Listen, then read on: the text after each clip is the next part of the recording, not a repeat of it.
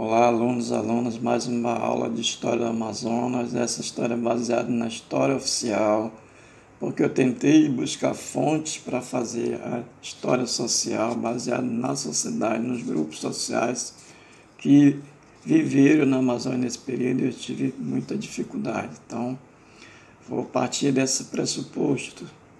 Então, o tema dessa aula é da capitania de São José do Rio Negro até o primeiro reinado. O primeiro reinado foi o primeiro período histórico, já o Brasil independente. Para estudar da capitania até o primeiro reinado, nós temos que ver como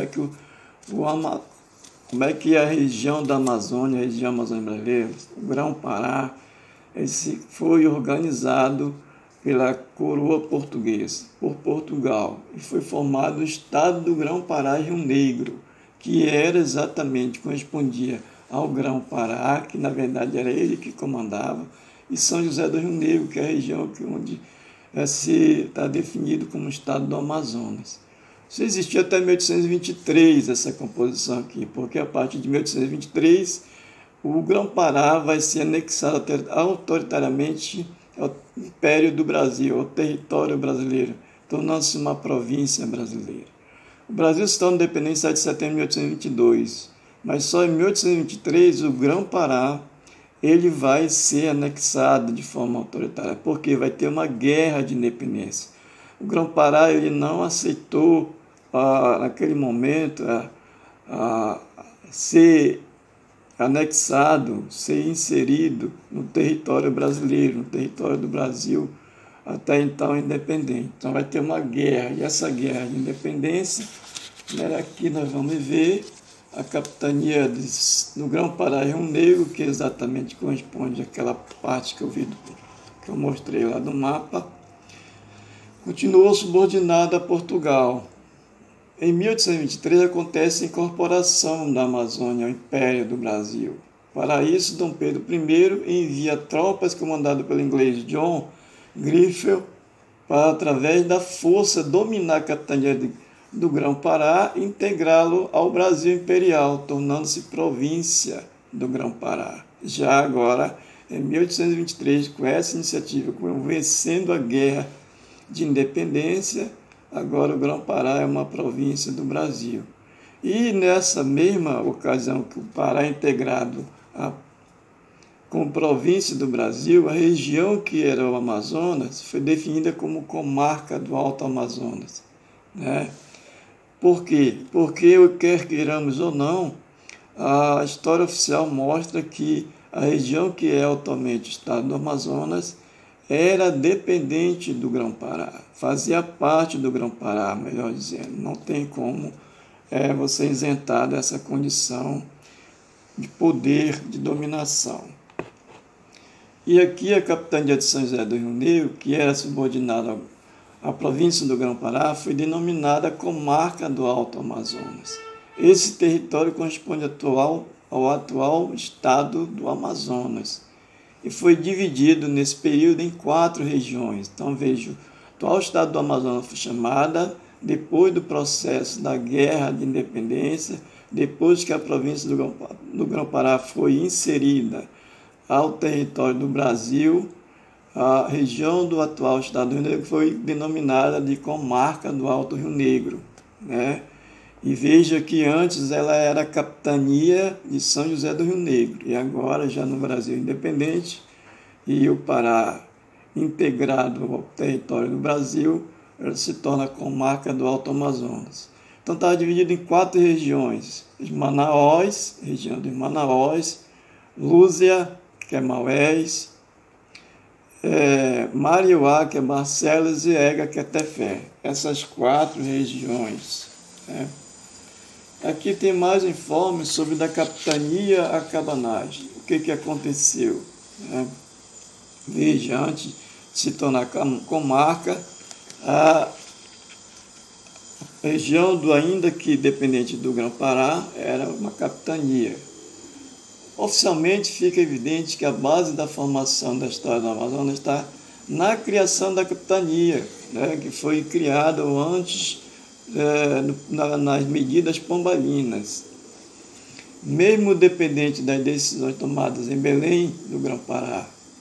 Isso porque a capitania de São José do Rio Negro fazia parte do estado do Grão-Pará e Maranhão e depois do estado do Grão-Pará e Rio Negro, que eu falei na primeira parte.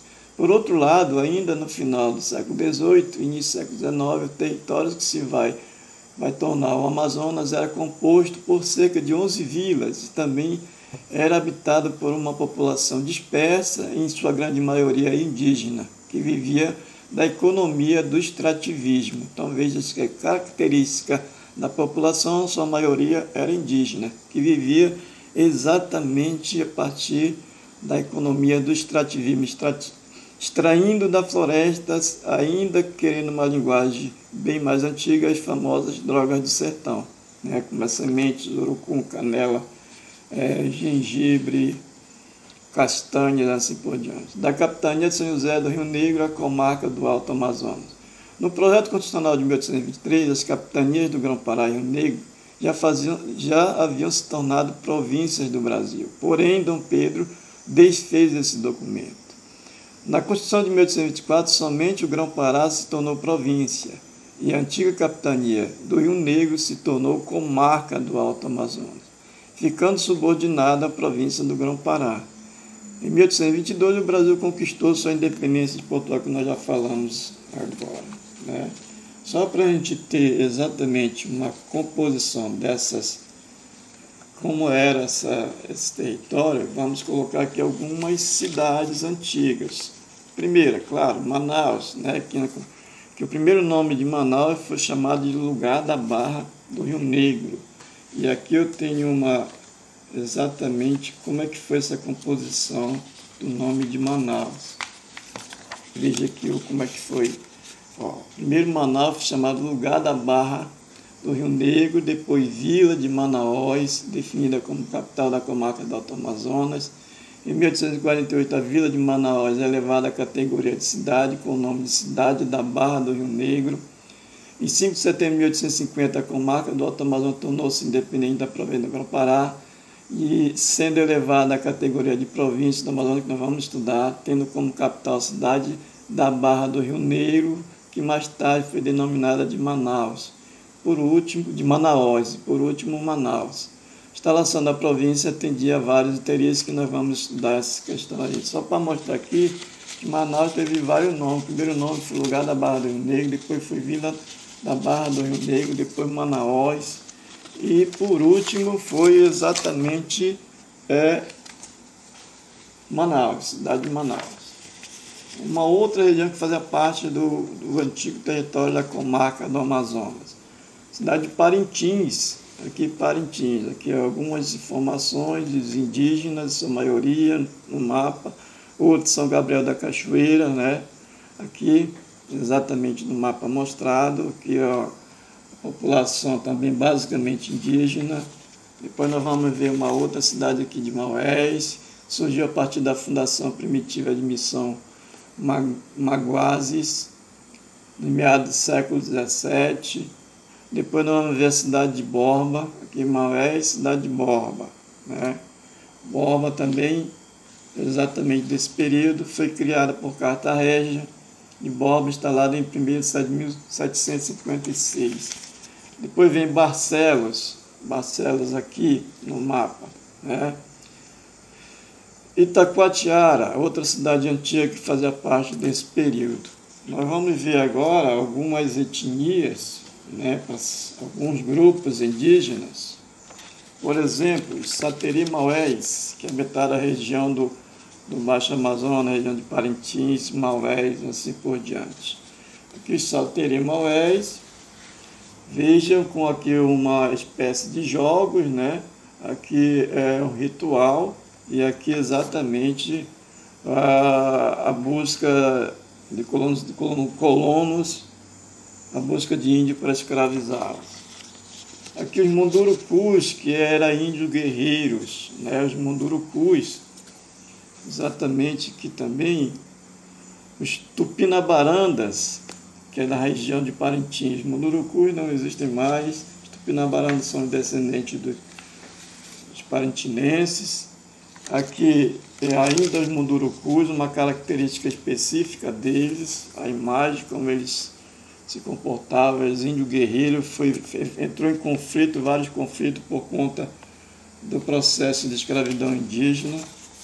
Nós vamos ver aqui os cambebas, que é também chamado de almáguas, que ainda existem, característica deles. Aqui uma outra etnia, os muras, né? São várias etnias, se você for estudar a história indígena do Amazonas, são muitas etnias. E aqui nós temos os manaós, que são nossos ancestrais, os manauenses, aqui os manaós, características. Aqui os ticunas, os ticunas e os tucanos. Então são várias etnias que nós vimos aí. Aqui tem outra característica relacionada a Manaus, os baniwas, que habitou em várias regiões. E aqui tem um informe final para a gente ver algumas situações. A pacificação dos índios mundurucus. Aquilo que eu falei, eles eram os índios guerreiros, índios que resistiram ao processo de colonização, à escravidão indígena e assim por diante. Depois de cerca de 25 anos de confronto com os portugueses, ocorreu a pacificação dos mundurucus. Assim, a capitania de São José do Rio Negro foi posto em prática o projeto Lobo da Almada, que foi um desses governadores responsável pela pacificação dos mundurucus. Através desse projeto, a paz entre os índios mundurucus e os colonizadores portugueses. Depois de pacificados, os mundurucus tornaram-se aliados dos portugueses que usaram no descimento de grupos tribais que existiam no domínio. Descimento era exatamente convencer os índios a se tornarem escravos. Foi uma modalidade de captura de índios chamada descimento. Descimento desciam pacificamente. Os mundurucus foram importantes exatamente por conta disso. Os Manaus, a cidade de Belém, na segunda metade do século XVIII, sofria pela falta de mão de obra indígena. A resposta prática para o problema seria expedições para o lado oeste da Amazônia. Assim, as expedições logo enfrentaram no Rio Negro a resistência dos Manaus. Então, os Manaus também, índios guerreiros que exatamente lutaram contra a escravidão, contra o processo de colonização. Mais um quadro aqui para fechar, quadro geral da comarca do Rio Negro. Era uma população que pouco tinha crescido, se comparada com o censo demográfico de 1796, que totalizou a população para a capitania do Rio Negro de 14.237 habitantes. Então aqui é a quantidade de habitantes, sua maioria indígena ou mestiça, né? Aqui é a imagem de Manaus antiga, veja só, do início, quando a cidade começa.